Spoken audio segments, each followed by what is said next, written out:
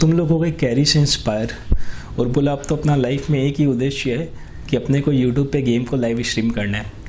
तुम गए एक बगल वाले कंप्यूटर शॉप पे, बोले भाई मेरे को एक लैपटॉप चाहिए जिसमें 8 GB का रैम हो, विंडो प्रो हो, देन अपना i7 प्रोसेसर हो, 10th जनरेशन हो, साथ में ग्राफिक कार्ड भी हो। तो बोला ठीक है भाई हो जाएगा। अपने घर लेकर आए, जब उसमें पबजी प्ले किया तो बार बार अटक जा रहा है। उसको गोली मारना ही होता है कि गोली चलता ही नहीं, रुक जाता है, हैंग हो जाता है। तो अब कैसे होगा। अपने देखे उसका रैम तो 2 GB था, अपने बोले 8 GB। तो अपने क्या करेंगे, बोल अपने लैपटॉप उसका मुंह पे मार के आएंगे, क्योंकि अपने जो बोले थे अपने को वो सामान को दिया नहीं।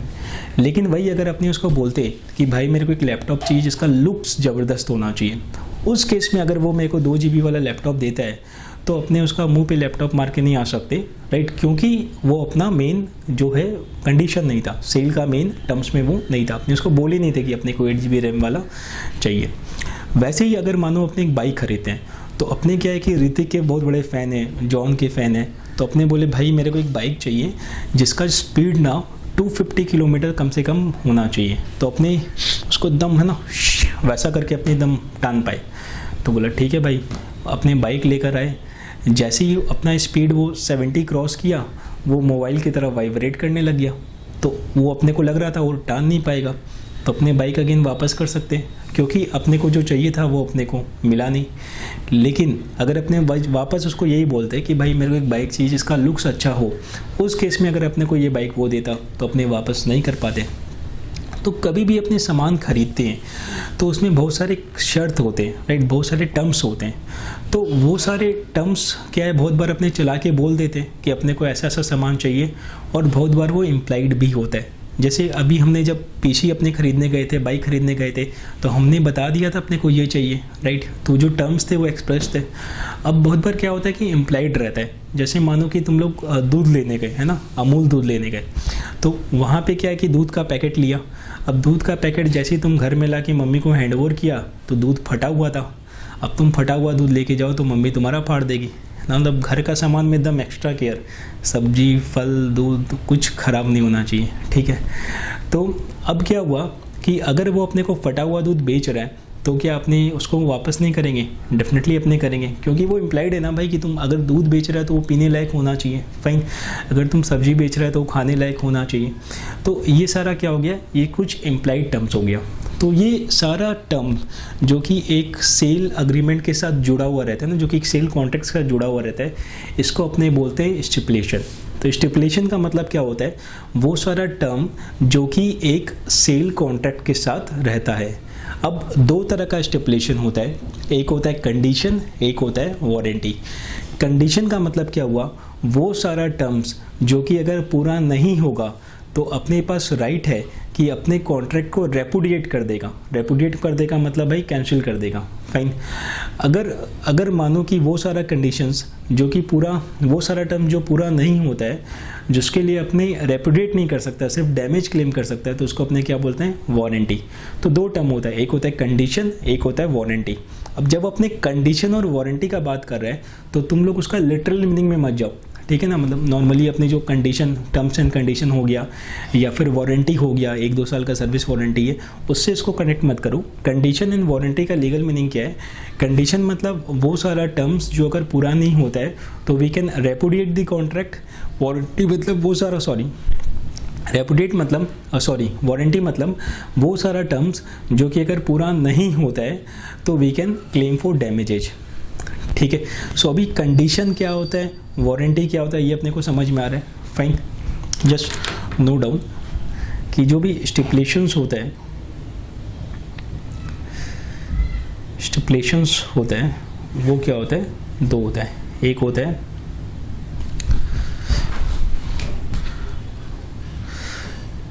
कंडीशंस, एक होता है वारंटीज, ठीक है। अब ये स्टिपुलेशन होता क्या है, दीज आर टर्म्स या फिर अपने इसको है ना शर्तें भी बोल सकते हैं। सो स्टिपुलेशन क्या हुआ,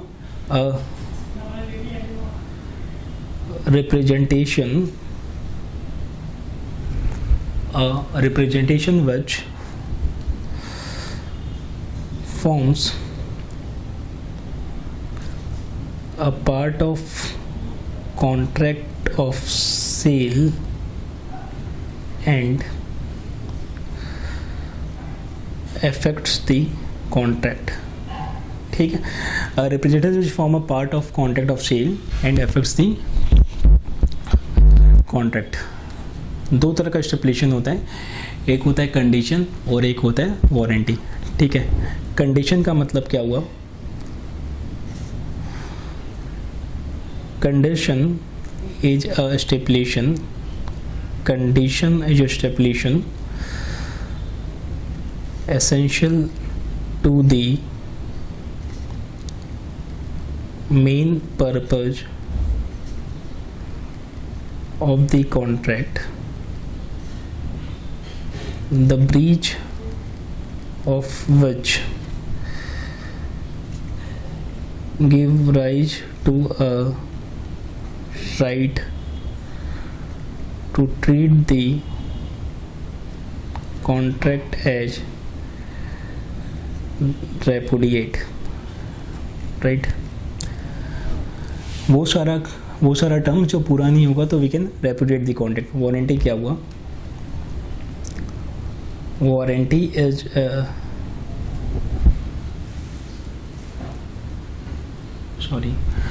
warranty is a stipulation collateral to the main purpose of the contract, the breach of which gives rise to claim for damages but not a right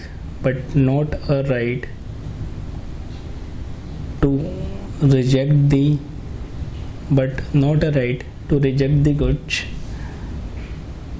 and treat the contract as repudiated. ठीक है,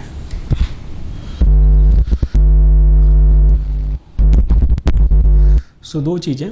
condition में क्या होता है? A breach of condition treats the contract as repudiated. A breach of warranty doesn't treat the contract as repudiated. We can only claim for damages. Condition में क्या होता है? We can repudiate the contract as well as we can claim for damages. यहाँ पे दोनों होता है. Condition में रेपुडिएशन प्लस डैमेजेज. ठीक है, और यहाँ पे क्या होता है? यहाँ पे होता है सिर्फ डैमेजेज. ठीक है, अच्छा, अपने को एक और हमेशा वापस से मैं बोल रहा हूँ कि अपने, क्योंकि लॉ अपना सब्जेक्टिव पेपर है, अपना रिटन पेपर है, लेके आना है, तो हो सकता है ये कन्फ्यूजन हो कि अपने कैसे लॉ कैसे पढ़े, कैसे याद करें, है ना, कितना याद करना है, किसको याद नहीं करना है. तो देखो, अपने जो भी यहाँ पे क्लास में नोट कर रहे हैं, राइट, जो भी अपने क्लास में नोट कर रहे हैं, आई बिलीव कि अपने क्लास में जैसे से कर रहे हैं विद द फ्लो वो अपने को याद हो जाता है. तो अपने जितना भी क्लास में नोट कर रहे हैं वो सारा चीज़ अपने को 100% याद रखना है. ठीक है, ये सारा अपने को याद रखना है. इसको छोड़ के I will share PDF with you, right, जिसमें अपना मतलब सेल्स ऑफ गुड टैक्स का मैट रहेगा. तो उसमें वापस से यही सारा चीज़ रहेगा विथ सम एड-ऑन्स, तो उसको भी तुम लोग रेफ़र कर सकते हो. फाइन. सो ये प्लस वो, इसको छोड़ के कुछ भी नहीं करना, राइट. अपने जो क्लास में कर रहे हैं प्लस मैं जो PDF दे रहा हूँ उसको छोड़ के कुछ भी नहीं करना. और रही बात याद करने की, तो this language is absolutely okay. अगर अपने ये करके जाते हैं तो भी विल गेट मैक्सिमम मार्क्स. ठीक है ना. अब होता क्या, देखो लॉ में ना बहुत बार अपने को ये रहता है कि अपने को बेयर एक्ट का लैंग्वेज याद करना है, मतलब कि जो एक्चुअल लॉ का लैंग्वेज है. वैसा नहीं है. रीजन बीइंग, क्योंकि अगर अपनी लैंग्वेज का बात करें तो सारा चीज़ तो आज के दिन पब्लिकली अवेलेबल है, राइट. तो ये अपना मेमोरी टेस्ट नहीं हो रहा है ना, अपना कॉन्सेप्ट टेस्ट हो रहा है. तो मोर इम्पॉर्टेंट कि अपने कैसे लॉ को इंटरप्रेट कर रहे हैं, राइट, ना कि अपने याद कर रहे हैं. तो इसीलिए जो केस स्टडी बेस्ड क्वेश्चंस भी आता है वो अपना एनालिटिकल स्किल को, इंटरप्रिटेशन को चेक करता है. तो रेस्ट एश्योर्ड अपने जो भी लिख रहे हैं ये सारा अपने को रिटेन रखना है, जो कि क्लास के साथ हो जाता है। तो अपने को क्या करना है, रेगुलरली रिवाइज करना है, जिससे कि अपने इसको भूले नहीं। जो मैं मैट शेयर करूँगा राइट, वो वाला you can just go through, उसमें कुछ additional points you will get, तो वो सारा कर लेना। स्टिल अपने जो क्लास में कर रहे हैं वो 100% राइट सफिशिएंट है, कोई कहीं दिक्कत नहीं है। और अपने फिर टेस्ट तो लेंगे राइट, तो टेस्ट के पहले I will again tell you कि कैसे कैसे अपने को आंसर लिखना है। तुम लोग टेस्ट देना और उसमें फिर देखते हैं कैसा परफॉर्मेंस रहता है, कहाँ पे क्या शॉर्ट कमिंग है, अपने उसको एड्रेस करेंगे। तो ये हो गया अपना कंडीशन और वारंटी, ठीक है। सो देखो ये क्या था, वारंटी क्या हो गया, warranty is stipulation collateral to the main purpose of the contract, the breach of which gives rise to claim for damages but not a right to reject the goods and treat the contract as repudiated, ठीक है। तो याद रखना बस condition में क्या होता है, कॉन्ट्रैक्ट भी रेपुडिएट कर सकते हैं और डैमेजेस भी क्लेम कर सकते हैं। वारंटी के केस में क्या होता है कि अपने सिर्फ डैमेजेस क्लेम कर सकते हैं, ठीक है। अब देखो होता क्या है कि बहुत सारे कंडीशंस जो हैं वो इम्प्लाइड होते हैं, बहुत सारे वारंटीज इम्प्लाइड होते हैं, बहुत सारे कंडीशन एंड वारंटीज जो होते हैं वो एक्सप्रेस्ड होते हैं। एक्सप्रेस का मतलब चला के बोल दिया, इम्प्लाइड का मतलब माना हुआ है ना। जैसे मानो अगर अपने कोई शर्ट खरीदने जाते हैं, अपने गए दुकान में गए, अपने बोले भाई ये शर्ट पैक कर दें, हमने देखा नहीं कि वो शर्ट कैसा है, नहीं, हमने बस सिंपली उसको पैक करवा लिया और वो अंदर से उसमें दाग लगा हुआ था या कटा हुआ था, तो भाई ये इम्प्लाइड है ना कि वो वैसा नहीं होना चाहिए राइट। और एक्सप्रेस का मतलब क्या हुआ कि हमने उसको बोल दिया कि भाई मेरे को लाल शर्ट ही चाहिए और वो अपने को काला शर्ट भेज दिया, तो ये क्या हुआ, ये हो गया कि हमने चला के उसको बोल दिया था राइट, वैसा नहीं होना चाहिए था। तो एक्सप्रेस और इम्प्लाइड, मतलब एक्सप्रेस का मतलब ये होता है कि अपने चला के कुछ बोल दिए, इम्प्लाइड मतलब कि वो माना हुआ बात है। तो एक्सप्रेस और इम्प्लाइड दोनों ही इम्पॉर्टेंट है। अपने फोकस करेंगे इम्प्लाइड पे, क्योंकि एक्सप्रेस तो क्या सब्जेक्टिव है, वो डिपेंड करता है कि कॉन्ट्रैक्ट में क्या वो अपने आपस में फ्रीज करते हैं, मतलब दो लोग जो आपस में सेल कॉन्ट्रैक्ट कर रहे हैं वो लोग आपस में क्या क्या टर्म्स फ्रीज करते हैं राइट। तो वो सब्जेक्टिव है contract to contract, but there are some implied condition and warranties जो कि हर सेल कॉन्ट्रैक्ट में होना चाहिए। तो there are 7 implied conditions and 4 implied warranties, ठीक है। उसके पहले कंडीशन और वारंटी में राइट डिफरेंस क्या होता है। सो कंडीशन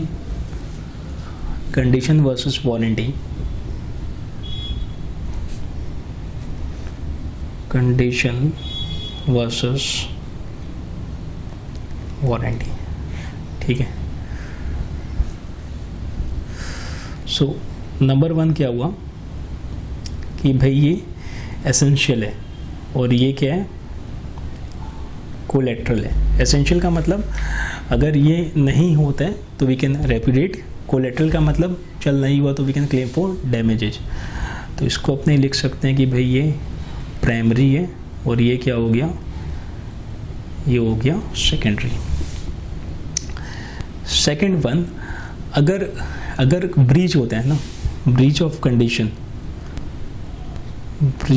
ब्रीच का मतलब क्या हुआ राइट, कि ये वाला जो कंडीशन था ये पूरा नहीं होता, तो ब्रीच ऑफ कंडीशन में we can repudiate and we can claim for damages. Sorry ये ऊपर 1 होगा, ब्रीच ऑफ वारंटी में क्या होगा, we can ask for damages, ठीक है। अब देखो यहाँ पे कंडीशन में क्या हो रहा है, this is condition, this is warranty, ठीक है।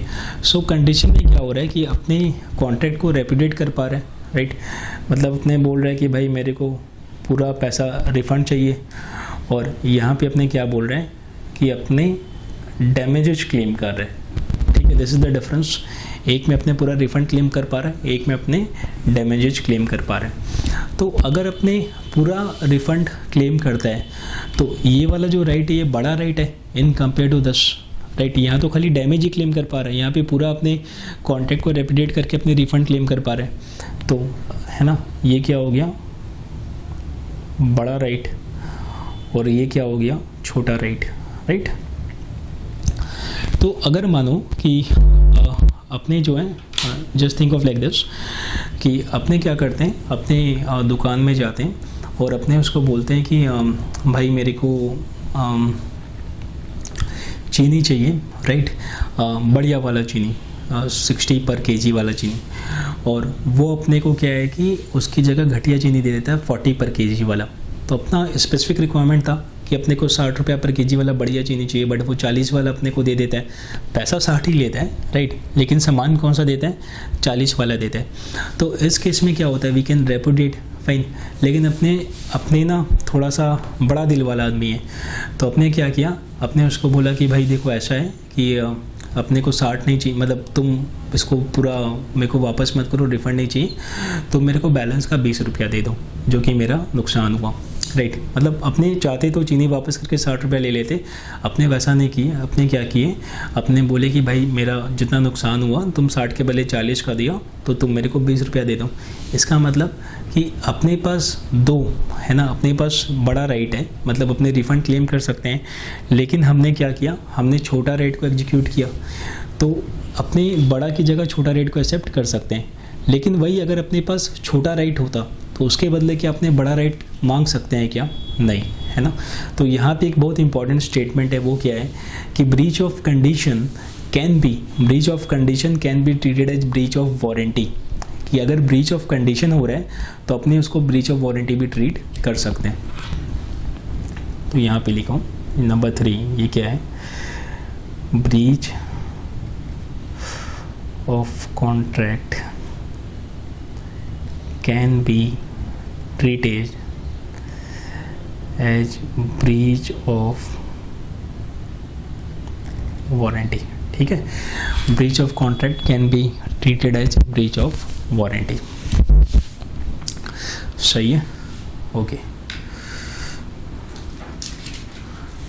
सो अभी तक अपने को क्या समझ में आया कि भाई कंडीशंस, स्टिपुलेशन क्या होता है, वारंटी कंडीशन क्या होता है, वारंटी क्या होता है, कंडीशन वर्सेस वारंटी में फ़र्क क्या होता है।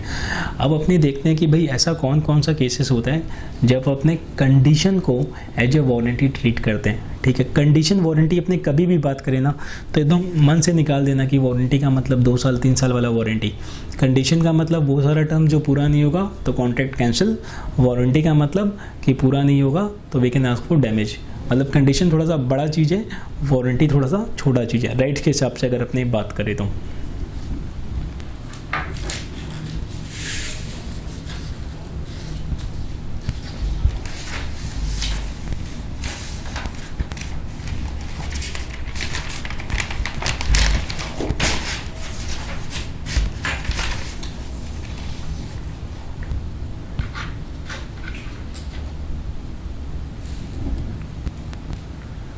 ठीक है, सो दूसरा ये है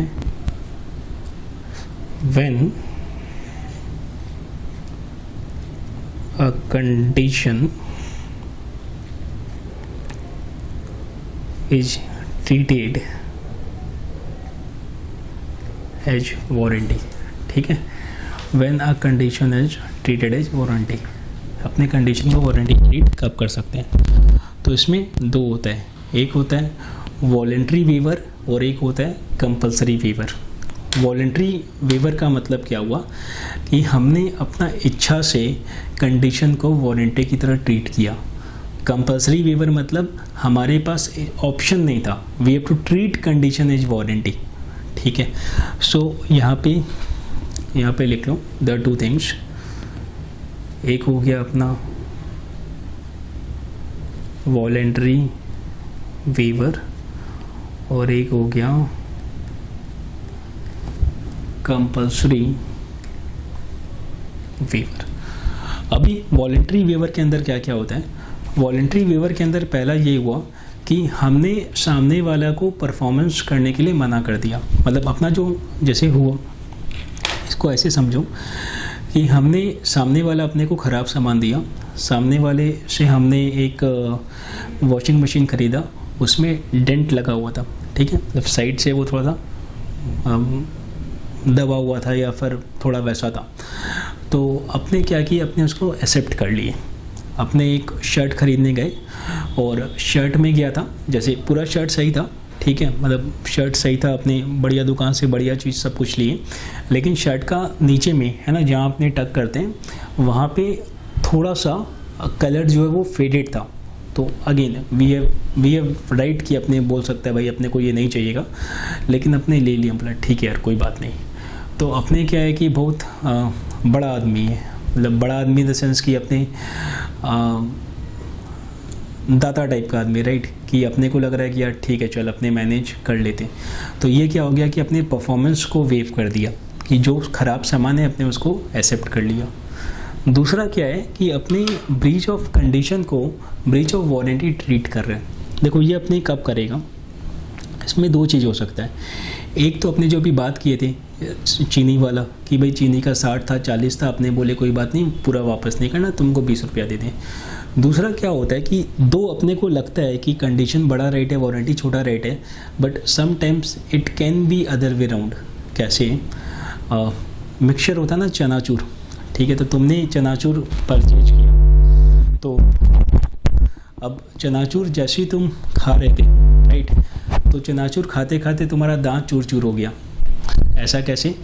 क्योंकि अंदर में थोड़ा सा तुमको कुछ स्टोन चिप्स मिल गया, मतलब तुम खा रहा था अचानक से, है ना, यहाँ पे स्टोन चिप्स आ गया। होता है कभी कभी अपने खाते हैं तो आता है ना, दाल में आ जाता है, कभी चावल में आ जाता है, तो वैसा हुआ और क्या हुआ, उसके चलते अपना दांत ही टूट गया। अब देखो यहाँ पे अगर अपने चनाचूर वाला से रिफ़ंड मांगे तो अपने को कितना मिल जाएगा भाई, 1 किलो का 200 रुपया 250 रुपया चनाचूर का यही दाम है। और अगर अपने वही डैमेजेज क्लेम करें तो क्या होगा, अपना तो दांत गया, अभी रूट कैनल कराना होगा, उसका 20-25 हज़ार रुपया लग जाएगा। तो यहाँ पे क्या है, डैमेजेज में अपने को ज़्यादा पैसा मिल रहा है, right, in comparison to refund. तो अपने क्या करेंगे, will treat condition as breach, will treat condition as warranty. तो यहाँ पे वॉलंटरी में दो था, एक तो भाई अपने सो मोटो कंडीशन को वारंटी ट्रीट कर सकते हैं, और दूसरा क्या था कि भाई अपने एक्सेप्ट कर लिया, जो भी डिफेक्टिव परफॉर्मेंस था अपने उसको एक्सेप्ट कर लिया। कंपल्सरी के अंदर again there 2 point. Number 1, when the contract is individual का मतलब क्या हुआ? इंडिविजुअल का मतलब क्या हुआ, जैसे मानो कि हमने लैपटॉप परचेज किया और लैपटॉप परचेज करके हमने उसको फर्दर सेल कर दिया। अगर हम ऐसा करते हैं कि लैपटॉप ख़रीदा और फिर उसको आगे बेच दिया, मतलब हमने गुड्स को एक्सेप्ट किया है तभी तो हमने उसको फर्दर सेल किया है ना। तो अगर अपने गुड्स फर्दर सेल करते हैं और सामने वाला बोलता है कि भैया सामान आपका थोड़ा सा डिफेक्टिव है, तो फिर क्या हुआ कि क्योंकि हमने गुड्स एक्सेप्ट कर लिया तो हम कॉन्ट्रैक्ट को रेपुडिएट नहीं कर सकते, right, we can ask for damages. तो यहाँ पे अगर कोई कॉन्ट्रैक्ट इनसेपरेबल है तो वहाँ पे अपने पास ये वाला हक चला जाता है। बट इसमें भी कुछ एक्सेप्शन है। एक्सेप्शन क्या है कि मानो कि हम पहले से अग्री कर लेते हैं कि भाई ऐसा कुछ होगा तो भी अपने कॉन्ट्रैक्ट को कैंसिल कर लेंगे, मतलब कि पहले से ही आपस में अग्रीमेंट करके रखा है। दूसरा क्या है कि जहाँ पे कॉन्ट्रैक्ट इंडिविजुअल नहीं है, मतलब अपने कॉन्ट्रैक्ट को अलग अलग पार्ट्स में एग्जीक्यूट कर रहे हैं, उसको अलग कर सकते हैं, उस केस में अपने बैलेंस पोर्शन के लिए इस राइट को एग्जीक्यूट कर सकता है, ठीक है। And the last one, bye means of impossibility. तो देखो पहला क्या था कि अपने परफॉर्मेंस को वेव कर रहे हैं। दूसरा क्या है, we are considering breach of contract as breach of voluntary. ये दोनों क्या था, वॉलंटरी। सबसे पहले इसको ऐसे याद करो कि दो है, एक है वॉलंटरी और एक है कंपल्सरी। वॉलंटरी के अंदर 2 पॉइंट है। पहला पॉइंट क्या है कि हमने परफॉर्मेंस वेव कर दिया। दूसरा पॉइंट क्या है कि हम कंडीशन को वॉलंटरी समझ रहे हैं। अब कंपल्सरी के अंदर वापस 2 पॉइंट। पहला पॉइंट जो कॉन्ट्रैक्ट है वो इनसेपरेबल है, ठीक है। दूसरा पॉइंट वहाँ पे कोई इम्पॉसिबिलिटी आ गया या कुछ हो गया जिसके चलते अपने उसको एग्जीक्यूट नहीं कर पा रहे। नाउ थिंक ऑफ कि तुमने क्या अपने गर्लफ्रेंड को प्रॉमिस किया कि तुम उसको एक डायमंड रिंग गिफ्ट कर रहे हो, ठीक है, और तुमने उसको बता भी दिया कि भाई ज़बरदस्त डायमंड रिंग है और ये बहुत बहुत बढ़िया है, ऐसा रिंग तो कभी आज तक बना ही नहीं, बस तुम्हारे लिए स्पेशल ऑर्डर दे के बनवाया, एकदम तुमने एकदम ग्रेविटी बना दी उस रिंग की। अब हुआ क्या कि जब रिंग डिलीवर होने का टाइम आया उसके बस 2 दिन पहले लॉकडाउन इम्पोज हो गया। अब क्या हुआ, अब सामने वाले के लिए पॉसिबल ही नहीं है कि वो रिंग को डिलीवर करें, फाइन। तो यहाँ पे क्या हुआ, देयर इज़ सम इम्पॉसिबिलिटी कि अब उस काम को नहीं कर सकता। तो ये क्या हो गया, ये हो गया कंपल्सरी वेवर। भाई अब वो क्या करे, नहीं कर सकते, देयर इज सम सिचुएशन कि वो उस चीज़ को कर ही नहीं सकता। तो यहाँ पे we can not repudiate the contract, right. यहाँ पे अपना ये वारंटी हो जाएगा, ये अपना कंडीशन नहीं रहेगा फिर। क्लियर है, चीज़ समझ में आ रही है? ओके। तो वॉलेंट्री वेवर के अंदर first one, waves performance of contract, ठीक है, वेव्स परफॉर्मेंस ऑफ कॉन्ट्रैक्ट। तो यहाँ पे ना लिख लो हैशटैग धर्मात्मा आदमी, याद रहेगा, धर्मात्मा आदमी, कि भाई इसने क्या किया कि भाई जो है उसको एक्सेप्ट कर लिया, ठीक है। यहाँ पे लिखूँ, buyer may accept defective goods और accept goods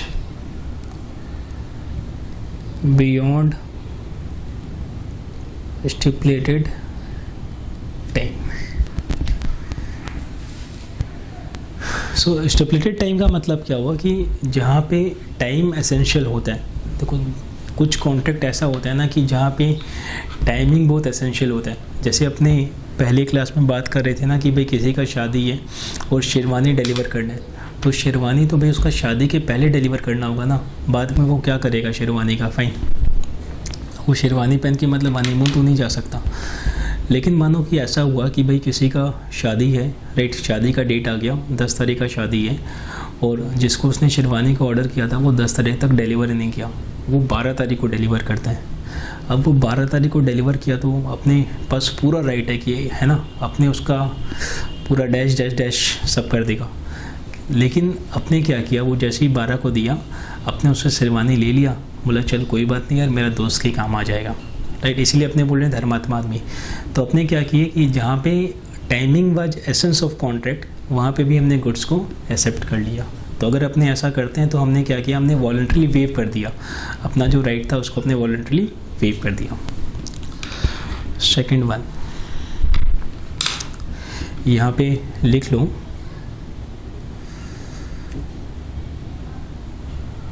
sherwani delivered after marriage, ठीक है, एक्सेप्टेड।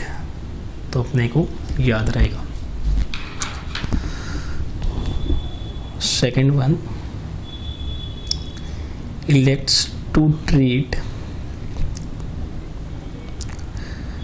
कंडीशन एज वारंटी, ठीक है। Elects to treat condition as warranty मतलब क्या हुआ कि अपने कंडीशन को वारंटी ट्रीट कर रहे हैं, फाइन। तो ये अपने ऐसा कब करेंगे, when damage is greater than price of goods, ठीक है, तब अपने ये काम कर सकते हैं। इसमें एग्जांपल में देख लो,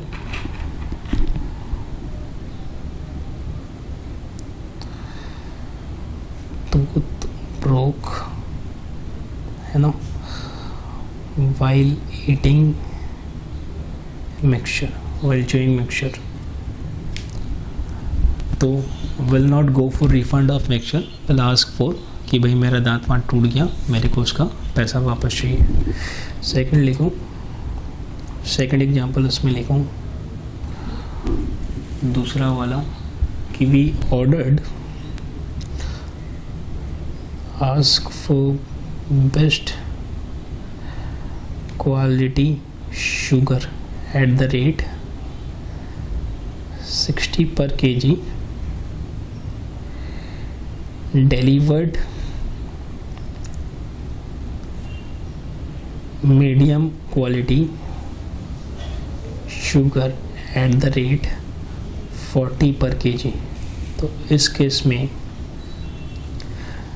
buyer may accept the sugar and claim ₹20 per kg damage.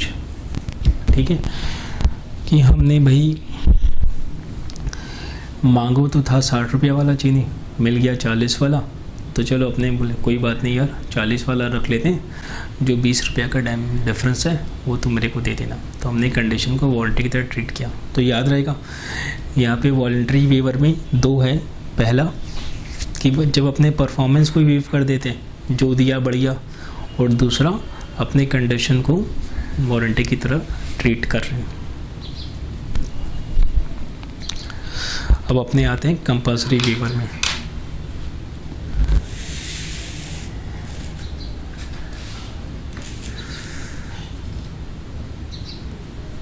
तो ये हो गया अपना नंबर 3। ठीक है, तो ये क्या है कि जब अपना कॉन्ट्रैक्ट इनसेपरेबल रहता है,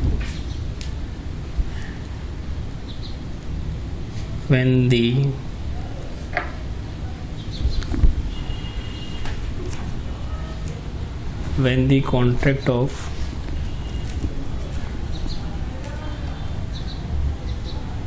sale is non-severable and the buyer has accepted the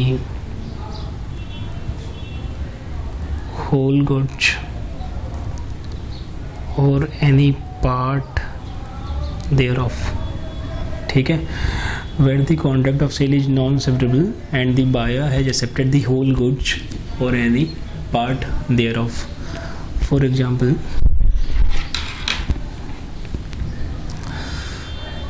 example, इसने इस बंदे को, ये हो गया ए, ये हो गया बी, इसने इसको लैपटॉप सेल किया। ठीक है, ए ने बी को लैपटॉप सेल किया। अब बी ने क्या किया, बी फर्दर रीसोल्ड टू सी। अभी सी क्या बोल रहा है, सी बोल रहा है कि there is some defect in the laptop. C बोल रहा है कि लैपटॉप्स आर डिफेक्टिव। इस केस में क्या होगा, then B can not repudiate the contract as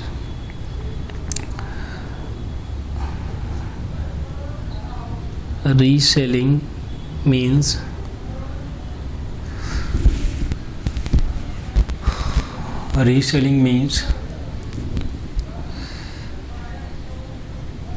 accepting the goods। Reselling means accepting the goods।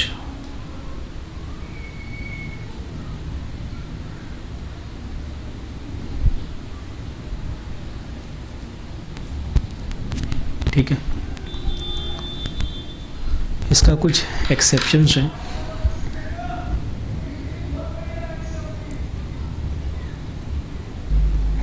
इसका कुछ एक्सेप्शन है, वो क्या है, number 1,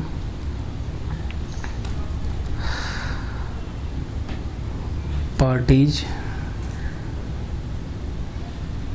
may contract otherwise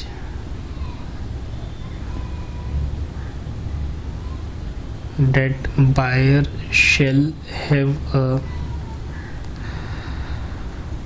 right to reject the goods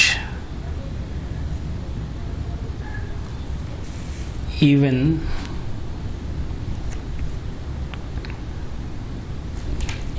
though he has accepted the indivisible goods. ठीक है, मतलब अपने अलग से सेल कॉन्ट्रैक्ट में ऐसा मेंशन करवा लेते हैं कि अगर अपने इंडिविजुअल गुड को एक्सेप्ट भी कर लेते हैं तो भी अपने पास राइट रहेगा कि अपने रेपुडिएट कर सकते हैं। दूसरा वाला क्या था, if contract of sale, if contract of sale is divisible, he can exercise the right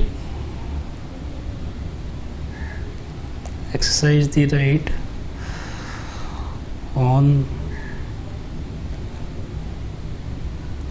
remaining goods।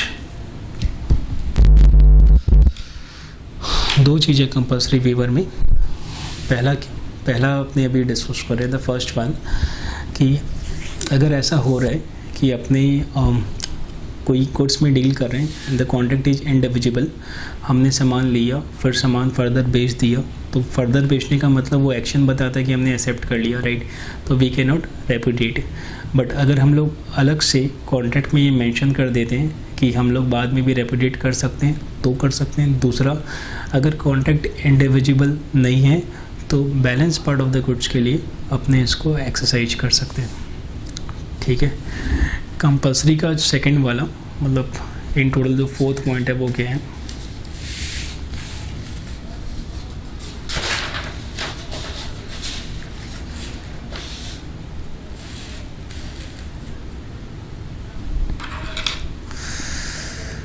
Compulsory waiver में ही उसी में कंटिन्यू करते हैं। फोर्थ पॉइंट वो क्या था, when fulfillment of condition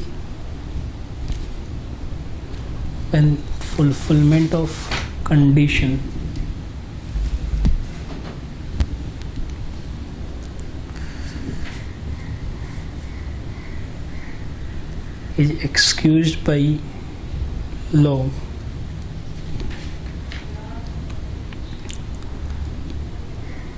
when fulfillment of condition is excused by law by reason of impossibility और otherwise. ठीक है, मतलब जब कुछ ऐसा हो गया कि अपने बाई लॉ उस चीज़ को नहीं कर पा रहे हैं, तो उसका एक और एग्जांपल ये हो सकता है कि जैसे मानो कि बाइक में रिसेंटली शायद BS4 इंजन स्कूटर में बंद हुआ था, तो अगर मानो कि अपने BS4 का अग्रीमेंट की कि अपने को ख़रीदना है और अचानक से लॉ आ गया कि भाई अब नहीं बेचा जा सकता है, तो फिर वो सामने वाला कॉन्ट्रैक्ट को एग्जीक्यूट नहीं कर सकता है ना, वहाँ पे लीगल एंगल आ गया, मतलब लॉ अपने को रोक रहा है उस चीज़ को करने से। तो यहाँ पे एक पॉइंट नोट करूँ कि once a buyer decides to waive, he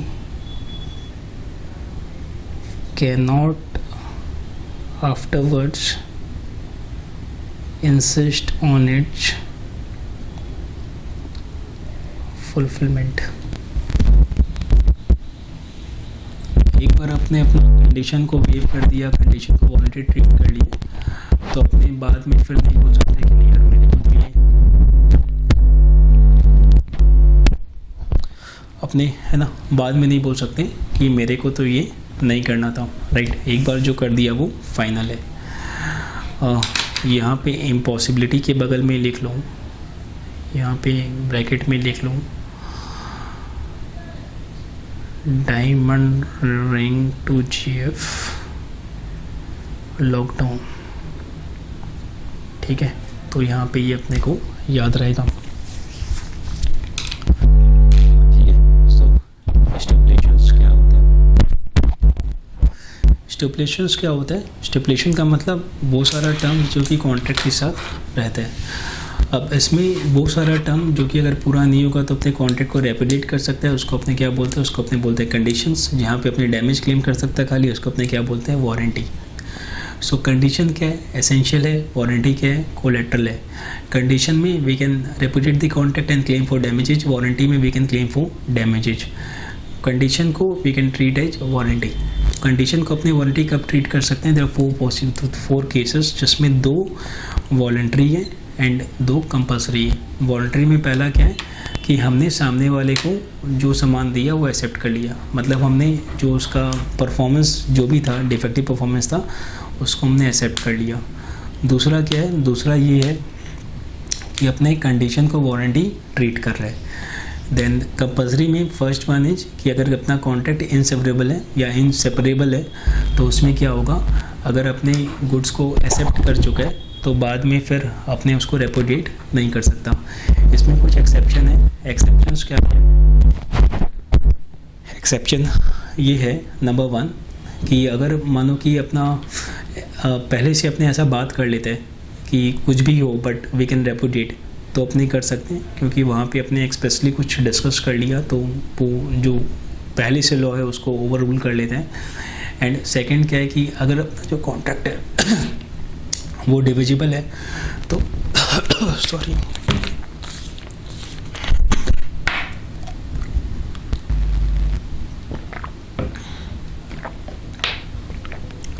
second क्या है कि अगर अपना कॉन्ट्रैक्ट डिविजिबल है तो अपने जो बाकी गुड्स हैं उस पर ये राइट को एक्सरसाइज कर सकते हैं। ठीक है, वंस अगर अपना कॉन्ट्रैक्ट को कंडीशन को वॉलंटरी मान लिया या अपना राइट्स को वेव कर दिया तो वो फाइनल है, अपने फिर उसको रिवर्स नहीं कर सकता। अब अपने आते हैं इम्प्लाइड कंडीशंस पे। सो इन टोटल कितने इम्प्लाइड कंडीशंस हैं, देयर आर 7 इम्प्लाइड कंडीशंस। ठीक है, और कितने इम्प्लाइड वारंटी है, there are 4 implied warranty.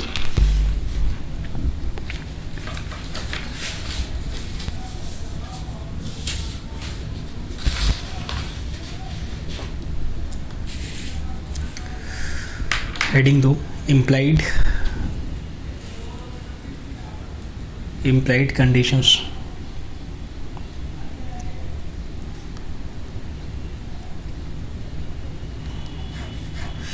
Implied conditions, तो देयर आर 7 इम्प्लाइड कंडीशंस। क्या क्या है वो यहाँ पे लिख लो, the 7 implied conditions. The first one is respect to title, second one is with respect to sample, third one, या एक काम करो सेकेंड वालों को डिस्क्रिप्शन कर लो, description. Third one is respect to sample, fourth one sample plus description, fifth one is with respect to quality और fitness, seventh one with respect to merchantability, and the last one with respect to wholesomeness. ठीक है, so these are the 7 implied condition. First one title, फिर description, फिर sample, फिर sample plus description, फिर quality, उसके बाद मर्चेंटेबिलिटी और उसके बाद फिर होलसमनेस। तो ये जो कंडीशन वारंटी वाला अपने डिस्कशन कर रहे हैं ये बहुत इंपॉर्टेंट डिस्कशन है ना, this entire sale of goods act. अब ये साधों का मतलब क्या है, very interesting. The first one is title. Title का तो अपने मैं एक बार ब्रीफ कर रहा हूँ, उसके बाद नोट डाउन कि ये है क्या। तो the first one is title. ठीक है, टाइटल का मतलब क्या हुआ, टाइटल का मतलब ये हुआ कि अगर अपने पास किसी गुड्स का टाइटल नहीं है, मतलब अपने किसी गुड्स का ओनर नहीं है, तो अपने फिर उसको फर्दर सेल नहीं कर सकता, है ना। जैसे मानो तुम लोग सामान खरीदने गया तो हर सामान का क्या होता है कि एक तो होता है जेन्युइन अपने गुड्स ले रहे हैं और एक होता है अपने चोरी का माल, राइट। चोरी का माल होता है ना, बहुत बार तुम लोग देखा होगा कि रास्ता में आदमी बेचता है, रास्ता का माल सस्ता में, रास्ता माल सस्ता में। तो उस केस में क्या है कि अगर अपने मानो कि कोई आदमी सामान बेच रहा था और अपने मोबाइल फ़ोन ख़रीद लिए, तो मोबाइल फ़ोन का भी ये अच्छा मार्केट है, मतलब इतना मोबाइल फ़ोन का चोरी वगैरह होता है ना, तो उसका भी एक सेकेंडरी मार्केट है। तो अपने क्या है कि मोबाइल फ़ोन कोई आदमी रास्ता में जाके ख़रीद लिया, वैसे ही चोरी वाला माल अब क्या हुआ कि बाद में वो ट्रैक हो गया कि मोबाइल फ़ोन जो है वो उसका था, अभी ये तो उसको चोरी किया, ये इसको यूज कर रहा है, तो उसको वो सामान को वापस करना पड़ेगा। अगर कोई स्मगल्ड गुड्स है, स्मगल्ड गुड्स का मतलब क्या हुआ, वो सारा गुड्स जो अपने बाहर से इंपोर्ट कर रहा है बट जिसमें कस्टम ड्यूटी का पेमेंट नहीं किया हुआ है, राइट। अगर वैसा कुछ होता है तो भी अपने पास उसका लीगल टाइटल नहीं आता। तो टाइटल का मतलब इज वेरी सिंपल कि भाई जिस सामान का अपने मालिक नहीं है, फाइन, उसको अपने सामने फर्दर पास ऑन नहीं कर सकता। दिस इज इम्प्लाइड कंडीशन कि अगर ऐसा कुछ होता है तो ये नहीं चलेगा, फाइन। एक और इसमें चीज़ क्या होता है कि तुम लोग बहुत बार देखा होगा कि अपने रास्ता में मिनरल वाटर ख़रीदते हैं, तो पहला बात तो देखो, मिनरल वाटर नहीं होता, पैकेज्ड ड्रिंकिंग वाटर होता है। तुम लोग देखना हो, अपने जब ख़रीदने जाते हैं तो अपने क्या बोलता है कि भैया मिनरल वाटर है क्या, तो उसको तुम लोग जब खरीदेगा ना तो वहाँ देखो सामने लिखा रहेगा packaged drinking water, mineral water कुछ नहीं है। बिसलेरी में खाली वहाँ पे लिखा रहता था विद एडिड मिनरल्स, तो अभी उसको कॉपी करके बाकी लोग भी लिखने लग गया कि with added minerals, but I am not sure कि बाकी में वो मिनरल वाला कंटेंट है कि नहीं है। अब अपना देश में अजीब सा हालत है, जैसे बिसलेरी में खासकर है ना, अब बिसलेरी को लेके इतना ज़्यादा वेरिएंट है मार्केट में। जैसे बिसलेरी है ना तो उसका एल और एस को आगे पीछे कर लेता है, आई की जगह डबल ई कर देता है, तो बिसलेरी का इतना ज़्यादा वेरिएंट मार्केट में अवेलेबल है, सब 2 नंबरी है ना, मतलब कोई भी ओरिजिनल नहीं है, लेकिन आदमी क्या समझता नहीं है। अभी बिलसेरी करके, अब बिलसेरी और बिसलेरी सुनने में एक जैसा लगता है, आदमी मांगता है भैया बिसलेरी चाहिए, वो पकड़ा देता है। तो ये सारा चीज़ जो है वो टाइटल में कवर होता है कि अपने पास अगर गुड्स मिलता है उसका टाइटल डिफेक्टिव है तो definitely we can repudiate the contract, ठीक है। दूसरा वाला क्या था, with respect to description. Description का मतलब क्या हुआ, अपने सामने वालों को एक्सप्लेन कर दिया कि भाई मेरे को ऐसा ऐसा सामान चाहिए, और फिर भी अगर अपने को वो वैसा सामान नहीं देता है तो डेफिनेटली वी कैन रेपुडिएट। जैसे मानो कि अपने बोलता है कि मेरे को बासमती चाहिए, बासमती चावल चाहिए, तो बासमती जनरली राइस में एक अच्छा वेरिएंट है, तो अपने उसको बोलता है कि अपने को बासमती चावल चाहिए, और वो अपने को क्या है कि कोई दूसरा वेरिएंट पकड़ा देता है। दूसरा वेरिएंट जैसे गुलाब स्वरूप करके एक वेरिएंट आता है, फाइन, तो अगर अपने को वो वाला वेरिएंट वो पकड़ा देता है तो अपने क्या करेंगे, we can repudiate the contract, क्योंकि हमने जो मांगा था अपने को वो नहीं मिला। जैसे मानो कि अपने टीवी ख़रीदने जाते हैं, अपने बोलते हैं मेरे को सोनी का टीवी चाहिए, ठीक है, वो अपने को क्या करता है, सोने की जगह कोई दूसरा कंपनी का दे देता है। तो अगेन हमने तो भाई डिस्क्राइब कर दिया था कि अपने को ये चाहिए, बट वो अपने को नहीं दिया। तो ये डिस्क्रिप्शन ब्रांड नेम के हिसाब के हो सकता है, क्वालिटी के हिसाब से हो सकता है, पैकेजिंग के हिसाब से हो सकता है। तो अगर अपने को अपना डिस्क्रिप्शन के हिसाब से सामान नहीं मिला तो अपनी कॉन्ट्रैक्ट को रेपुडिएट कर सकते हैं। तो पहला वाला क्या था, टाइटल, दूसरा वाला क्या है, description. Third one is sample. Sample का मतलब क्या हुआ कि हमने बहुत बार क्या होता है, अपने जब सामान खरीदने जाते हैं ना तो अपने सैम्पल से गुड्स को सेलेक्ट करते हैं और उसके बेसिस पे ऑर्डर प्लेस कर देते हैं, और वो सैम्पल के हिसाब से वो जो सेलर है वो अपने को सामान डिलीवर कर देता है। Particularly this thing we can see कि तुम्हारा चाय वाय का जो दुकान है, जो चाय का होलसेलर होता है, तुम लोग देखना हो तो चाय का होलसेलर तुमको गणेश टॉकीज में मिल जाएगा, देन तुमको टी बोर्ड एरिया में मिल जाएगा, लाल बाज़ार एरिया में मिल जाएगा। तो वहाँ पे क्या होता है ना, वो लोग छोटा छोटा बॉक्सेस में सामने सैंपल रखता है, उसका नंबरिंग किया हुआ रहता है 1 2 3 4, और अपने वहाँ से अगर ऑर्डर करता है कि मतलब सैंपल देख के अपने बोलता है कि मेरे को ये वाला वैरायटी चाहिए, तो वो अपने को उसके हिसाब से गुड्स दे देता है। तो अगर अपने को वो वाला चाय पत्ती नहीं देता, कोई दूसरा देता है, तो अपने फिर उसको रेपुडिएट कर सकता है। क्यों कर सकता है, क्योंकि अपने जो उसको सैंपल दिया था उसके हिसाब से वो अपने को सामान नहीं दे रहा है, ठीक है। Fourth one is sample plus description. तो सैंपल प्लस डिस्क्रिप्शन का मतलब क्या हुआ कि अपने उसको सामान भी बता दिया और अपने सैंपल भी देख लिया, दोनों काम हो गया, ठीक है। पहला इसमें सैंपल डिस्क्रिप्शन में सबसे पहला क्या था, डिस्क्रिप्शन कि हमने एक्सप्लेन किया था। दूसरा क्या था, अपने सैंपल के हिसाब से ऑर्डर किया था। तीसरा क्या, सैंपल प्लस डिस्क्रिप्शन।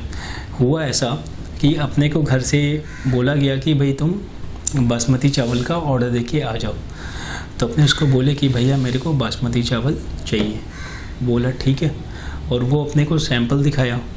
अब अपने को पता नहीं बासमती चावल क्या होता है ना, अपने उतना माथा लगाते नहीं, अपने तो बस आता है खा लेते हैं। तो अपने को वो कुछ चावल दिखाया, और अपने देख के अब अपने उसको क्या बोले है ना, अपने को वो दिखाया, अपने बोले यार अपने इसको बोलेंगे मेरे को नहीं पता तो थोड़ा सा इज्जत पे लगेगा, अपने बोले हाँ भैया ठीक है, और वो अपने को सैंपल दूसरा वैरायटी का दिखाया था, लोअर क्वालिटी का दिखाया था।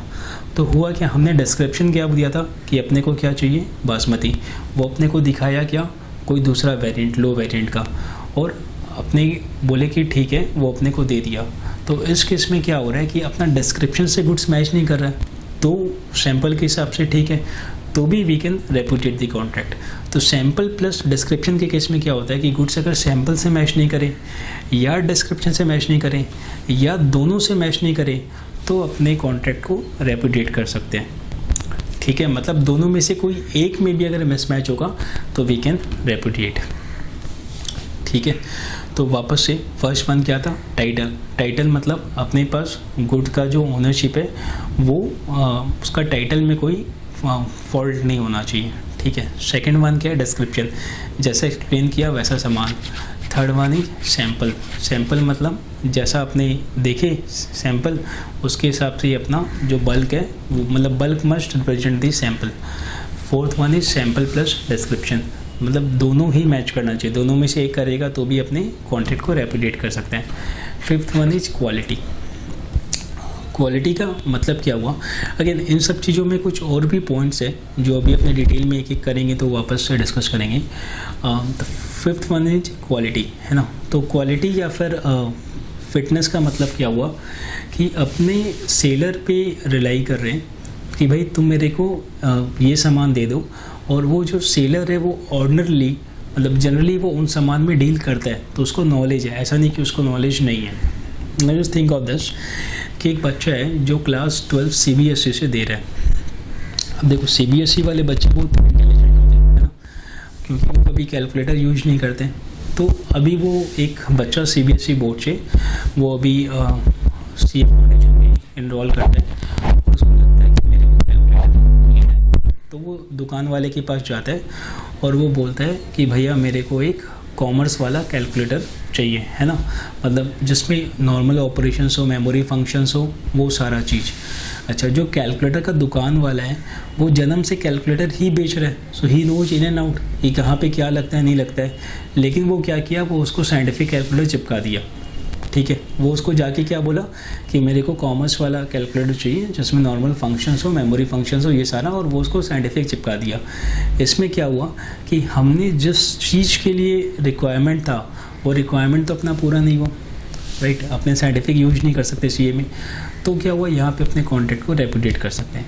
मतलब अगर अपने सेलर को सारा राम कहानी बोल दिए कि भाई मेरे को इस रीजन से इस पर्पज़ के लिए ये सामान चाहिए, और सेलर को उस चीज़ का जानकारी है, मतलब ऐसा नहीं है कि सेलर को जानकारी नहीं है, राइट, तो सेलर को जानकारी है, हमने इसको एक्सप्लेन किया और फिर भी वो अपने को कुछ सामान देता है जो कि अपना इंटेंटेड यूज में काम नहीं आता। ठीक है, अपने को जो काम में लेना उसमें काम नहीं आता, तो उस केस में we can repudiate the contract, right. अब इसके बाद फिर क्या, मर्चेंटेबिलिटी। मर्चेंटेबिलिटी का मतलब क्या हुआ कि जो भी सामान अपने खरीद रहे हैं वो नॉर्मल कोर्स में बिकने लायक होना चाहिए।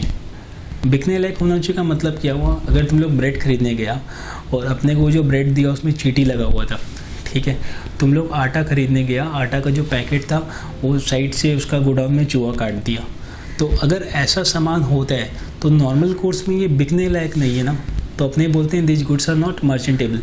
तो वैसा सामान अगर अपने को कोई देता है तो we can repudiate the contract. ठीक है, एंड द लास्ट वन, ठीक है, लास्ट वन क्या था, होलसमनेस।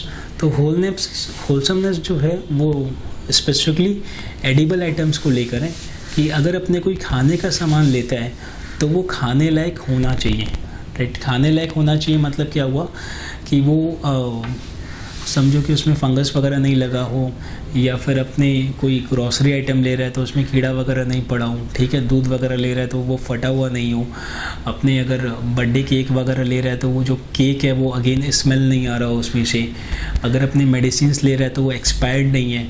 तो अगर अपने कोई भी खाने का आइटम ले रहा है तो वो खाने लायक होना चाहिए।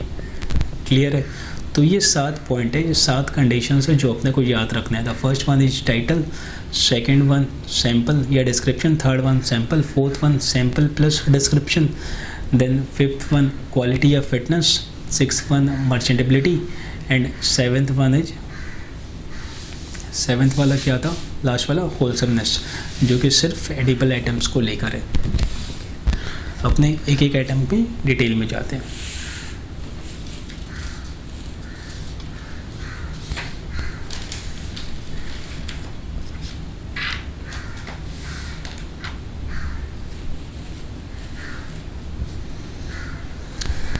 So the first one,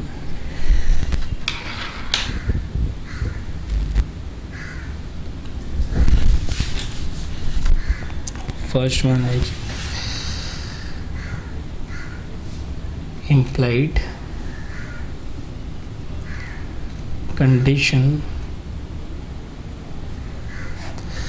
implied condition as to title. ठीक है,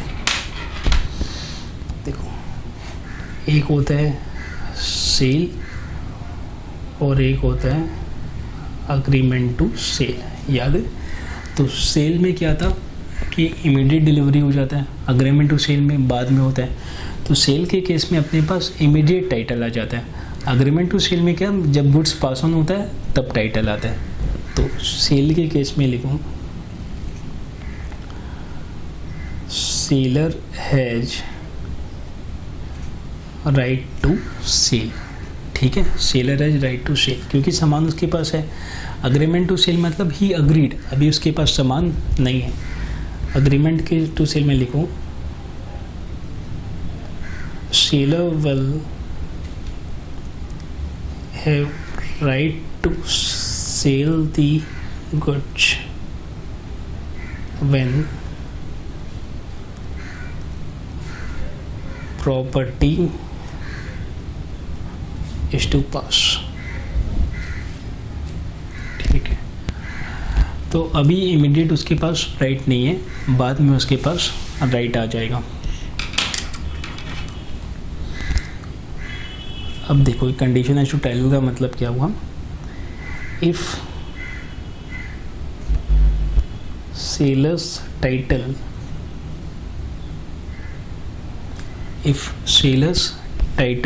is defective, then buyer can reject the goods या फिर claim refund और price plus damages। गुड्स को रिजेक्ट कर सकता है या फिर प्राइस और डैमेजेस के लिए वो रिफंड क्लेम कर सकता है। इसका एग्जांपल में आऊँ, नंबर 1 यहाँ पे लिखूँ, नेस्ली ब्रांड बिल्सेरी ब्रांड। ठीक है, तो इसका मतलब क्या हुआ कि सामने वाला जो अपने को बदमाशी से जो ओरिजिनली बिस्लेरी है उसका बिल्सेरी, जो नेस्ले उसका नेस्ली, वैसे करके सामान अपने को बेच रहा था। तो उस केस में क्या है कि अपने पास राइटफुल टाइटल पास ऑन नहीं हो रहा है ना, वो मतलब अपने को गलत रिप्रेजेंट कर रहा है। तो यहाँ पे लिखूँ, when a person sells the goods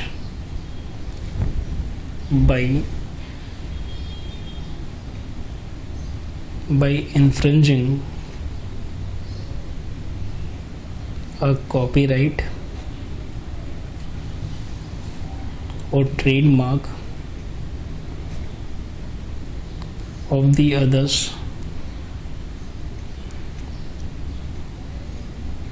he is considered as not having right to sell such goods। ठीक है,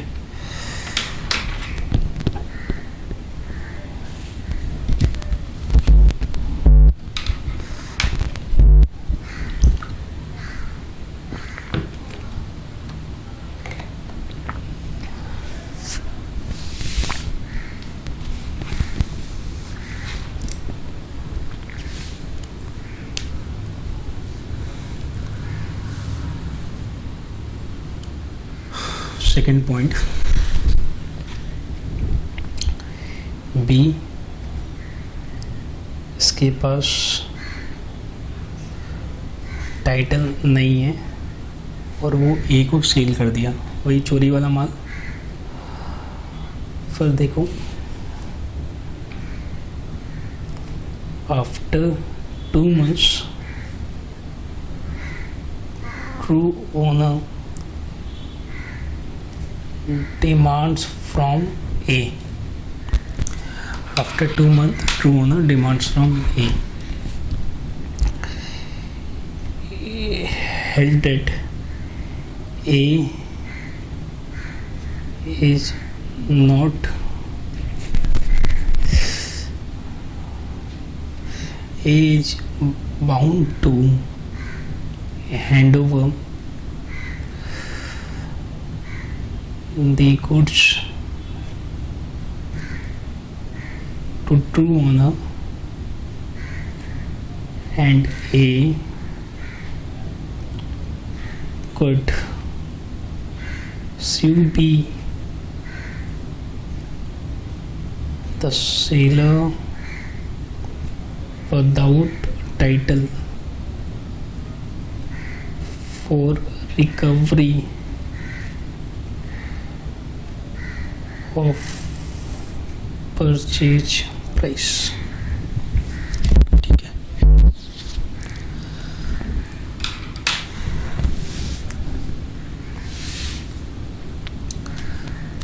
तो हो क्या रहा है कि बी ए को सेल किया, तो बी के पास टाइटल नहीं था, तो ए के पास भी टाइटल पास ऑन नहीं हुआ। जो ट्रू ओनर है वो बाद में डिस्कवर करता है कि ए के पास गुड्स है, ठीक, मानो बी कहीं से चोरी करके फिर ए को सेल कर रहा है, जिसका सामान तो उसको पता चला कि ए के पास है, वो ए से जाके मांग रहा है, तो ए को रिटर्न करना पड़ेगा, राइट। और ए जो है वो बी से उसका जो भी डैमेज वगैरह हुआ वो उसको क्लेम कर सकता है, including the price.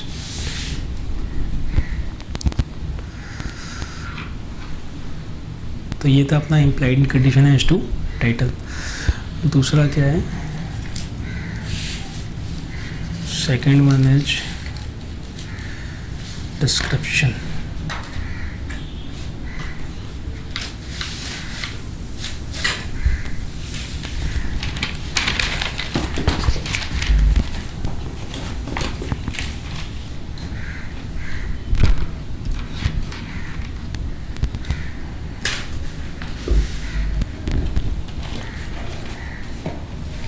Second one is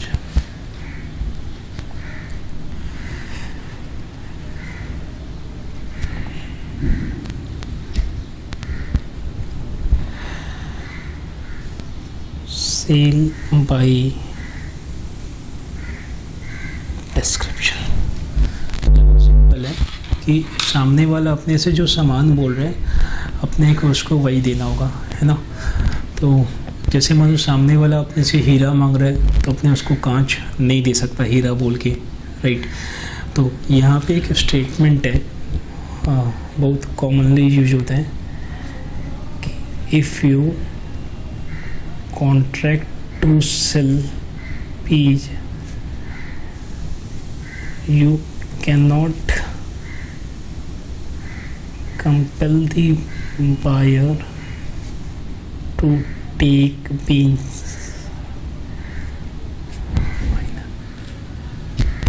अपने बीज को सेल करने का कॉन्ट्रैक्ट कर रहा है तो अपने बायर को बीज लेने के लिए कंपेल नहीं कर सकता।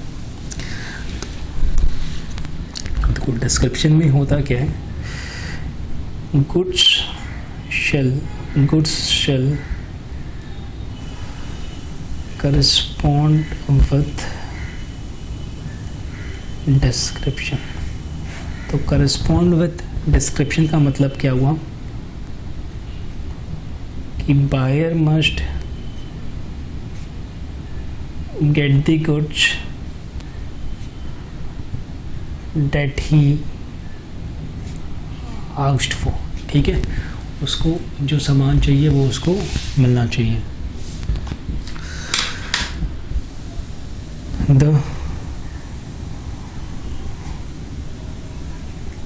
The description may be given by, description कैसे दे सकता है। तो first one, by mentioning quality और कैरेक्टरिस्टिक्स ऑफ गुड्स, है ना। जैसे फॉर एग्जांपल बासमती राइस। दूसरा वाला, बाई मेंशनिंग द ट्रेडमार्क और ब्रांड नेम, जैसे अपने बोलते हैं भाई अपने को सोनी का टीवी चाहिए। And the third one, by the type of packing, ठीक है, कि भाई वो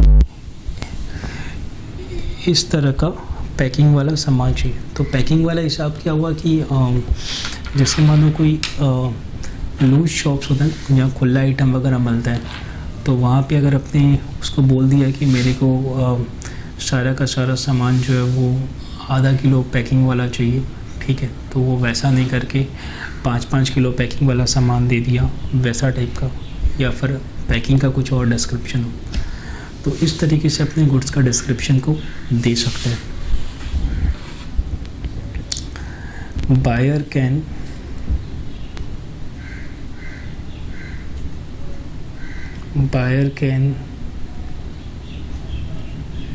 reject the good irrespective of the fact that he inspected them all, ठीक है। सो बायर जो है उसके पास राइट है फूड को रिजेक्ट कर सकता है, वो इंस्पेक्ट करे या नहीं करे उससे फर्क नहीं पड़ता। तो इसको अलग से अंडरलाइन कर लो, इंस्पेक्टेड देम और नॉट। तो सेल ऑफ डिस्क्रिप्शन मतलब हमने एक्सप्लेन कर दिया कि अपने को कैसा सामान चाहिए। Third one, sale by sample. Third one,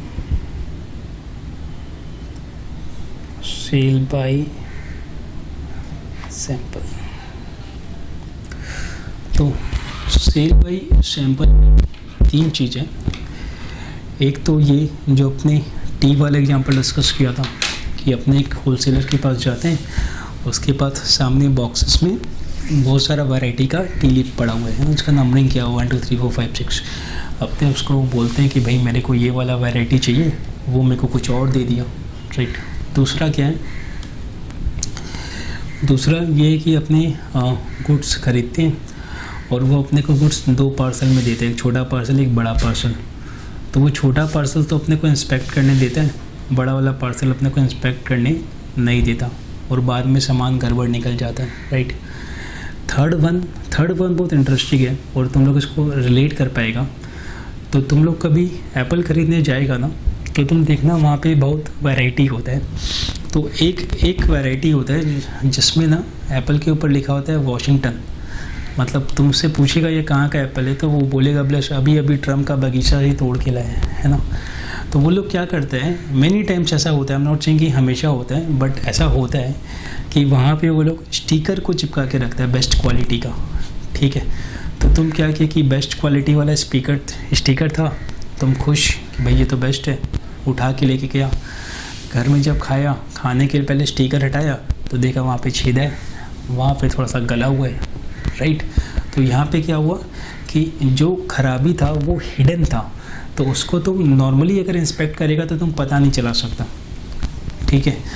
मतलब कि ऊपर से तुमको देखने में ठीक लग रहा है, लेकिन वहाँ पे कोई हिडन फैक्ट है जो कि तुम अपफ्रंट उसको डिस्कवर नहीं कर सकता, ठीक है। तो ये वाला चीज़ भी सेल बाय सैंपल के अंदर ही कवर होता है। देखो तो सेल ऑफ सैंपल में क्या है, the bulk shall correspond the bulk cell correspond with the sample in quality. दूसरा वाला क्या था? The buyer shall have reasonable opportunity of comparing the bulk with the sample.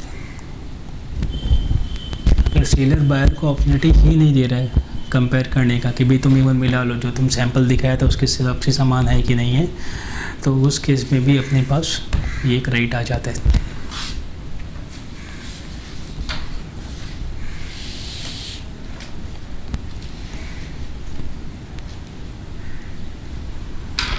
तो वो कह रहे हैं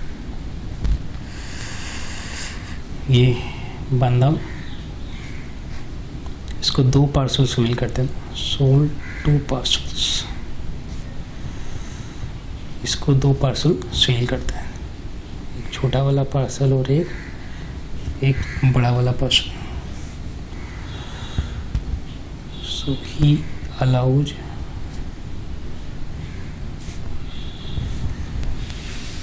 inspection for smaller parcel only. Held that buyer can refuse the goods. ये उसको 2 पार्सल दिया, एक छोटा एक बड़ा. वो उसको सिर्फ छोटा वाला पार्सल के लिए ही अलाउ कर रहा है, बड़ा वाला के लिए अलाउ नहीं कर रहा है. तो उस केस में क्या है कि जो बायर है वो रिजेक्ट कर सकता है, वो आराम से रिजेक्ट कर सकता है कि भाई मेरे को अलाउ नहीं कर रहा. तो सैंपल के केस में जो अपना सामान है वो सैंपल से मैच भी करना चाहिए और बायर के पास रीजनेबल अपॉर्चुनिटी भी होना चाहिए कि वो एक सामान को सैंपल के साथ मिला लें. ठीक है. अब देखो इसके बाद वाला जो पॉइंट आता है, ये पहला एग्जांपल था, दूसरा वाला एग्जांपल में लिख लो टी लीव्स. ठीक है. अब यहाँ पे एक और पॉइंट आता है जो अपनी बात कर रहे थे ना वॉशिंगटन एप्पल वालों की, हिडन फैक्ट है.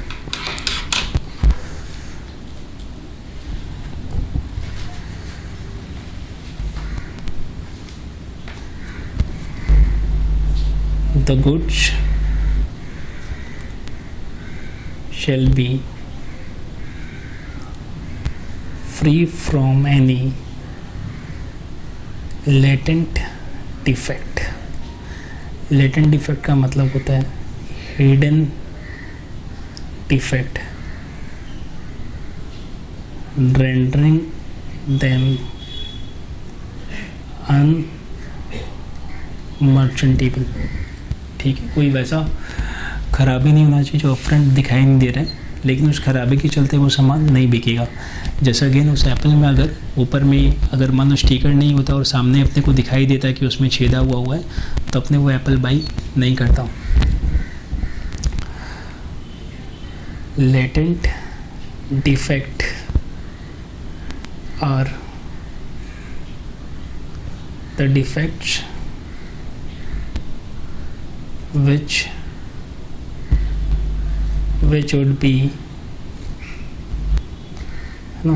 would not be apparent on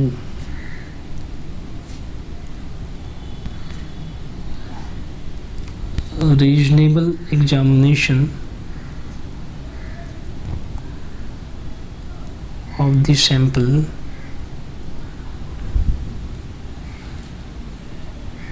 and they can be discovered only when goods are put to use. इसमें लिखो एग्जाम्पल में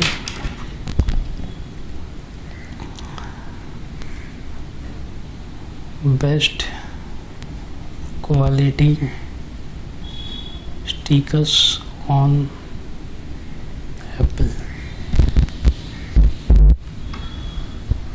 तो कोई भी लेटेंट डिफेक्ट गुड्स के अंदर नहीं होना चाहिए। ठीक है, 3 पॉइंट है। नंबर 1 कि जो अपना बल्क है वो सैंपल से मैच करना चाहिए। पॉइंट नंबर 2 क्या है? पॉइंट नंबर 2 ये है कि अपने बायर को रीजनेबल अपॉर्चुनिटी दे कि तुम अपना सामान को सैंपल से मिला ले। एंड पॉइंट नंबर 3 क्या है कि कोई हिडन डिफेक्ट नहीं होना चाहिए। हिडन डिफेक्ट मतलब जो सामने से हमने दिखाई नहीं देता, जब यूज करेंगे तभी अपने को समझ में आएगा।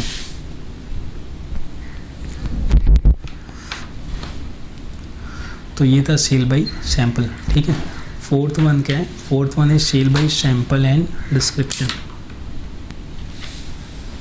4th वन है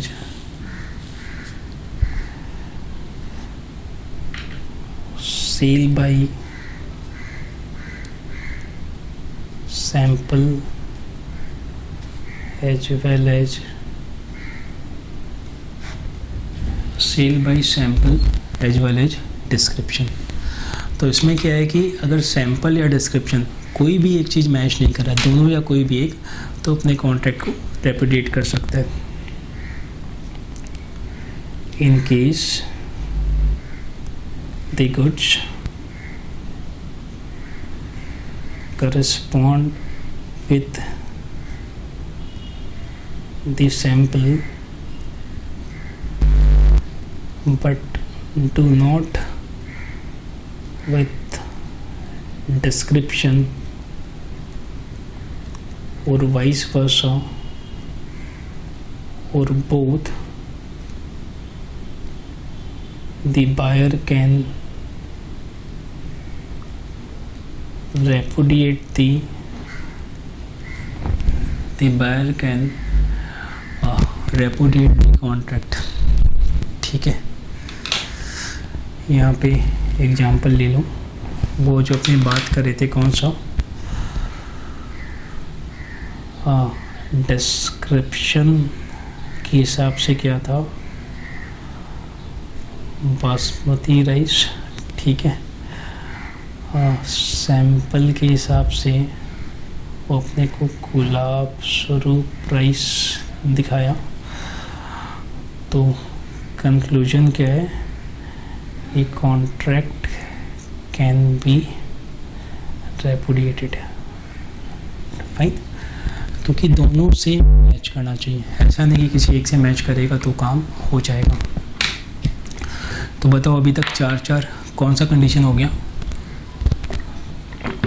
पहला वाला था टाइटल, सेकंड वाला क्या था? डिस्क्रिप्शन, तीसरा वाला sample, 4th one sample plus description, 5th one is quality.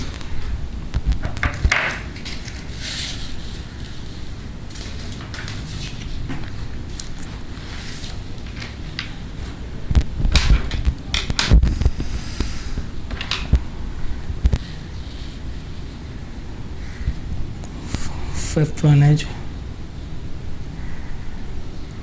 condition as to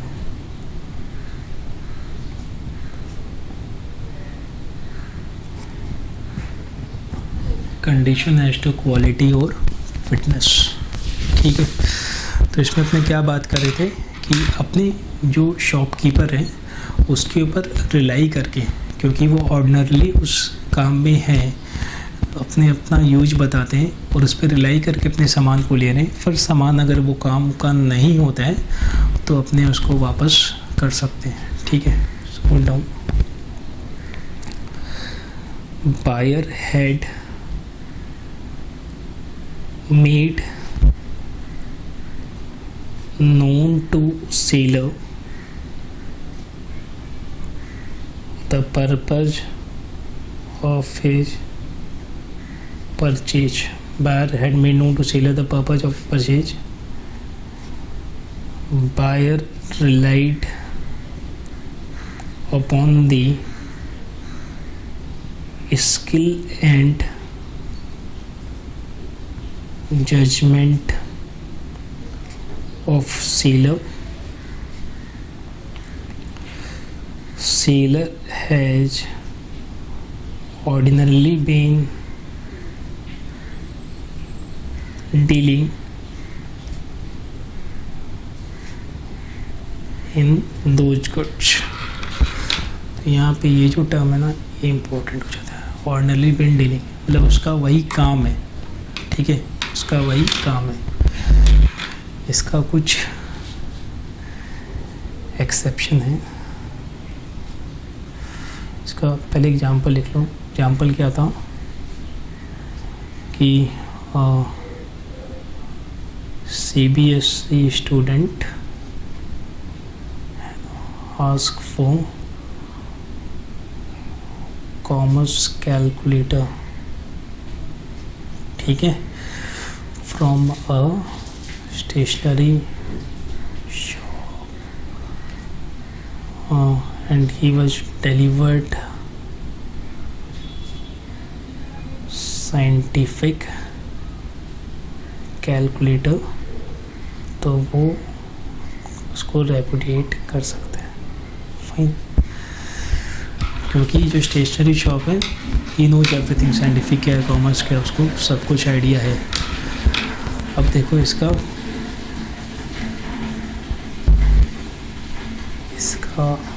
exceptions क्या क्या है।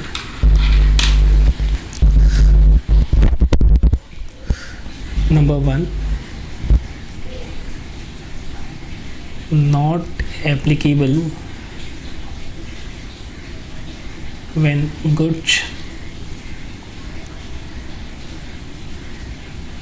have been sold under a trademark or a patent name, ठीक है। जब अपने किसी ट्रेडमार्क और पेटेंट नेम, मतलब जैसे अगर अपने सामने वाले को चला के कैलकुलेटर का मॉडल नंबर बता देते हैं कि भाई अपने को कैशियो का ये वाला मॉडल चाहिए, अब वो अपने को वाला मॉडल दे देता है। उसके बाद अगर वो अपने काम में नहीं लगता है तो अपने कुछ नहीं कर सकता, ठीक है। तो अगर अपने को वो मॉडल नंबर बता दिया पहले से, मतलब अपने दुकान में जाके बोल देता है कि भाई अपने को ये ब्रांड का ये चीज़ चाहिए, उसके बाद अगर वो अपने काम में नहीं लगता तो सामने वाला का कोई गलती नहीं है। फॉर एग्जाम्पल,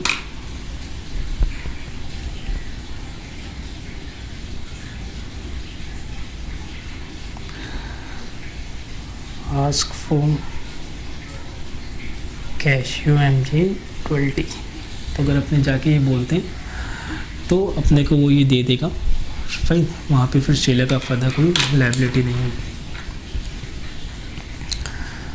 अब इसमें कुछ केसेस है, जैसे मानो अपनी डेंटिस्ट के पास जाता है और अपने उसको बोलता है कि मेरे को पूरा है ना सेट चाहिए दांत का, कि भाई अभी अपने को सारा का सारा जो जितना भी दांत है सब रिप्लेस करवाना है।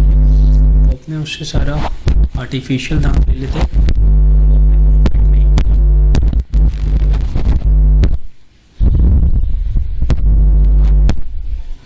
तो अगर वो अपने को फिट नहीं हो रहा है तो उस केस में क्या होगा कि सामने वाला इज हेल्ड रिस्पॉन्सिबल, क्योंकि यहाँ पे तो यार अगर मैं अपने लिए ही ले रहा हूँ तो वो मेरे को सूट करना चाहिए ना, नहीं करने वाला कोई बात नहीं है वहाँ पे।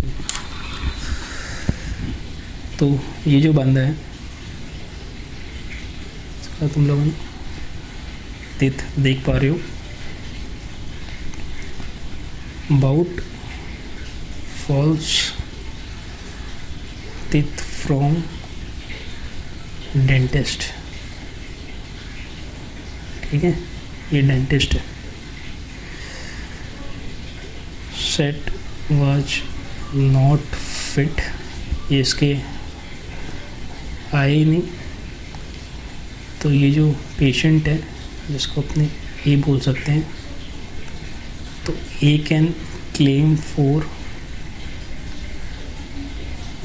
रिफंड ऑफ प्राइस, ठीक है, A can claim for refund of price. Similarly वैसे मानो कि अपने कुछ व्हीकल्स ऑर्डर करते हैं फॉर स्पेसिफिक यूज और वो उस यूज को मीट नहीं करता, तो we can ask for the refund. दूसरा वाला एग्जांपल क्या था,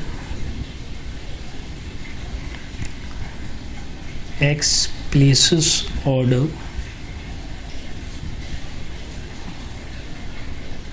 for lorries to be used for heavy traffic in a hilly region. Lorries were unfit for the purpose and broke down. It was held that it was breach of condition as to fitness.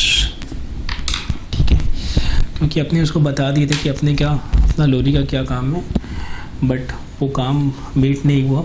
अपने जैसे hilly region में है ना उसको चला रहे थे, वो ख़राब हो गया, तो अपने बोल सकते हैं कि ये क्वालिटी के हिसाब से ठीक नहीं था। We can ask for the refund. तो देखो अभी ऐसा है कि स्टिपुलेशन क्या होते हैं, terms associated with the contract. दो तरह के स्टिपुलेशंस होते हैं, कंडीशन, वारंटी। कंडीशन मतलब जो एसेंशियल टर्म्स हैं, अगर वो ब्रीच होता है तो you can repudiate the contract and ask for damages. फिर तुम्हारा वारंटी के केस में क्या होता है, they are collateral terms. In case of breach you can ask for damages only. you can treat condition as breach you can treat breach of condition as breach of warranty। ऐसा अपने कर सकते हैं। There 4 cases, 2 voluntary है, 2 compulsory है। Voluntary में क्या क्या था, वॉलंटरी में पहला था कि अपने बोल रहे हैं कि तुमको परफॉर्मेंस नहीं करना, वेवर ऑफ परफॉर्मेंस, सामने वाला जो दिया हमने एक्सेप्ट कर लिया। दूसरा, we are treating breach of condition as warranty, अपने बोल रहे हैं कि ठीक है मेरे को पूरा रिफंड नहीं चाहिए, तो मेरा जितना नुकसान हुआ उतना दे दो। या फिर जो डैमेज है वो रिफंड से ज़्यादा है ना, अपने जैसे मिक्सचर च्यू कर रहे थे तो अपना स्टोन चिप्स आ गया, दांत टूट गया, तो अपने बोलते हैं हमको मिक्सचर का रिफंड नहीं चाहिए, मेरे को मेरा दांत का जो रूट कनाल है उसका मेरे को पैसा चाहिए। कंपल्सरी में क्या है, अगर कोई इनसेवरेबल कॉन्ट्रैक्ट है तो उस केस में क्या है कि अपने को गुड्स एक्सेप्ट अगर अपने कर लेते हैं तो we can not ask for repudiation. इसका भी एक्सेप्शन है। एक्सेप्शन क्या है, एक्सेप्शन नंबर 1 कि अगर एक्सप्रेसली कॉन्ट्रैक्ट में प्रोवाइडेड है तो अपने कर सकते हैं। दूसरा कि अगर जो कॉन्ट्रैक्ट है वो डिविजिबल है तो बैलेंस पार्ट के लिए we can exercise this right. 4th number क्या था, 4th नंबर ये था कि अगर कॉन्ट्रैक्ट को पूरा नहीं किया जा सकता, ठीक है, बाई रीजन ऑफ लॉ, क्योंकि कुछ इम्पॉसिबिलिटी या फिर वो कोई रीजन है, तो इसमें अपने डायमंड रिंग वाले जो एग्जाम्पल था वो याद रखना। अब there are 7 implied condition and 4 implied warranty. 7 implied condition में 5 अभी तक हमने डिस्कस किया है। The first one is with respect to title. Title का मतलब क्या हुआ, अपने जो सामान खरीद रहे हैं उससे अपने को एक वैलिड टाइटल मिलना चाहिए। Second one is with respect to description. Description का मतलब हमने सामान जैसा बोला वैसा अपने को चाहिए, जो अपने बोला वो अपने विद रिस्पेक्ट टू क्वालिटी हो सकता है, विद रिस्पेक्ट टू पैकेजिंग हो सकता है, with respect to some brand name हो सकता है, वैसा टाइप का। Third one is with respect to sample. Sample का मतलब कि अपने थोड़ा सा है ना सामान को चेक किया, उसके बेसिस पे बाकी को ऑर्डर दे दिया। तो सैंपल में भी कुछ चीज़ों का ध्यान रखना है। वो क्या कि भाई जो सामान है वो सैंपल से मैच करना चाहिए। बायर को अपने को अपॉर्चुनिटी देना होगा कि तुम सैंपल के साथ गुड्स को मिला लो, नहीं मिलाने देते हैं तो भी वो रेपुडिएट कर सकता है। जैसे 2 पार्सल था, छोटा बड़ा, तो बड़ा को चेक करने नहीं दिया तो ही कैन रेपुडिएट। तीसरा, बहुत सारा हिडन फैक्ट्स होता है जो कि अपने यूज करेंगे तभी समझ में आता है। तो किसी सामान में अगर वैसा कोई हिडन फॉल्ट है जो कि अपफ्रंट दिखाई नहीं दे रहा, जैसे बेस्ट क्वालिटी एप्पल के केस में, तो वहाँ पे अपने कॉन्ट्रैक्ट को फिर रेपुडिएट कर सकते हैं। ठीक है, फिर क्या था, सेल प्लस डिस्क्रिप्शन, मतलब डिस्क्राइब भी कर दिया, सैंपल भी देख लिया।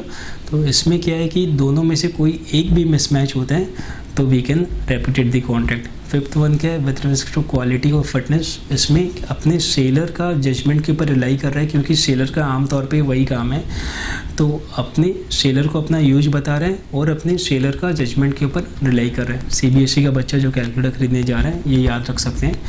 इसके बाद फिर क्या है कि अगर लेकिन अपने सामने वाले को बता देता है स्पेसिफिकली कि अपने को ये ब्रांड का ये आइटम नंबर चाहिए, तो उसके बाद फिर सेलर का कोई लायबिलिटी नहीं है, क्योंकि अपने उसको स्पेसिफिकली बताया कि मेरे को ये वाला है ना कंपनी का ये वाला प्रोडक्ट चाहिए, तो वहाँ पे फिर कोई इंटेंडेड यूज का मतलब नहीं रह जाता। एक और एग्जांपल क्या है इसमें, लोरी वाला। ठीक है, अभी 2 बच जाता है, 2 क्या क्या बच जाता है, एक होता है अपना मर्चेंटेबिलिटी वाला, दूसरा होलसमनेस वाला, और उसके बाद फिर क्या बच जाता है, उसके बाद वारंटी का 4 इम्प्लाइड कंडीशन। ठीक है, तो ये सारा अपने अब नेक्स्ट डे टेकअप करते हैं आगे। Thank you.